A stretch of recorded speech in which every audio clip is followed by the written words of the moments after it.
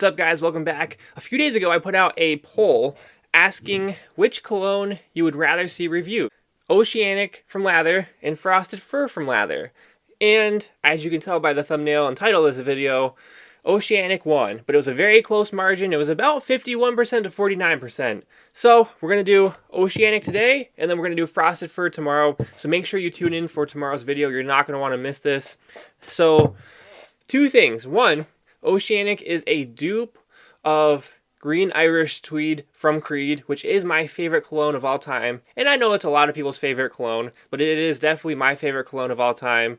So that's number one. Number two is I did use this already because I know a lot of people want to know about the performance of the cologne, the longevity, and I can't review that by spraying it for the first time ever in this video. So I'm going to review the scent for you, the comparison to the real thing, and then the performance. To date, the best knockoff I have used of Green Irish Tweed is Mohair from Alt Fragrances. I love it, and honestly I get just as many compliments wearing this as I do the real thing. A lot of people really cannot tell the difference. So this is my go-to typically. So let's check this out. Once again, Oceanic from LATHR. Let's pop it open. I do love the bottles for these. I like how they're round, very easy to hold. They look pretty sharp, and I'm a pretty big fan of the bottles. I haven't really had too much of a problem with the performance of the caps or anything. I have quite a few LATHR colognes at this point, and there was one that had like a manufacturer issue where the silver piece didn't fully connect and there was some leakage, and I've never had one like break open during transport. LATHR does a really good job packaging them up so that way they are safe when they arrive at their destination. I want to show you the spray on camera a couple times. So as you can see, it has a pretty good spray. Very good atomizers on these. I'm going to give you one more spray into the mic just so you can hear what it sounds like. It's kind of a thing on YouTube, so here we go. Ready? First impression of the scent. Having used Green Irish Tweed so many times in my life, I can smell a slight difference between the two. But this does smell amazing. Right off the bat, what I smell is a tiny, tiny bit of lemon peel. And then a few background notes of peppermint, but it's almost indistinguishable. You almost wouldn't know it was there unless you read it on the scent description on the website. But it's there, it's almost unnoticeable, which is kind of intentional because you don't want to really smell the mint in this. It just kind of blends with the lemon. It kind of makes it like a cool citrus scent as opposed to a warm, bright citrus scent. After that, it's all floral. It's very heavy on the violet, which I love. I have come to discover that violet is one of my favorite fragrances in a cologne. This has violet in it, very heavy on violet. Superfly from Hoffman's is very heavy on violet, and that's one of my favorite colognes of all time. And then Phantom, also from LATHR, which I think is very underrated, is very heavy on the violet. So I'm a very big violet fan. It's definitely my favorite floral fragrance. So that's a lot of what you smell. At the very end, there's a little bit of like a smooth sandalwood scent.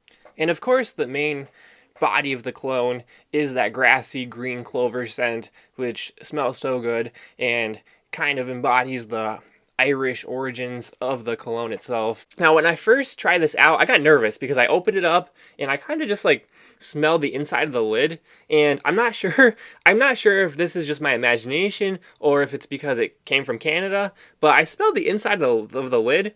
No lie, I thought I smelled a hint of maple syrup. No lie. And I also had, if you remember, like almost a year ago, I did a review on Driftwood Lodge before it was even released from LATHR, and I thought for sure I smelled some maple in that bar, even though I don't even think that was one of the scent fragrances. I think it was just sandalwood. Something about the sandalwood fragrance from LATHR, I feel like there's a hint of maple in it, and maybe I'm losing my mind, but that's for sure what I thought I smelled in here. But when you spray the cologne, you do not smell any maple in it. I think it was just my mind playing tricks on me, so don't worry about that. So what's the difference between this and Green Irish Tweed? Not much. The only slight difference I think I smell, and I'm not going to spray the two on camera because, honestly, I am not wasting a spray of Green Irish Tweed on camera. It is way too expensive to be doing that, so I'm not even going to bother with it. But the only difference that I smell between the two is I think this one might be just a hair more bitter. I think the actual Green Irish Tweed might have 1 or 2% more of a sweeter floral and maybe a tiny bit more citrus, but it's very, very close. They could definitely pass as the same thing.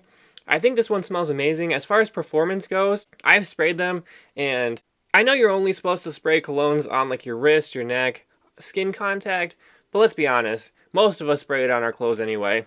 I sprayed a little bit on my jacket the other day. I can still smell it on my jacket just by walking by it. And it's like hanging up in the closet, and I can still smell it a little bit. As far as that goes, this one in particular definitely lasts a long time, but this definitely has lasted quite a bit. As far as I'm concerned, I think it smells really good. Great price, good size bottle. This is 1.7 ounces.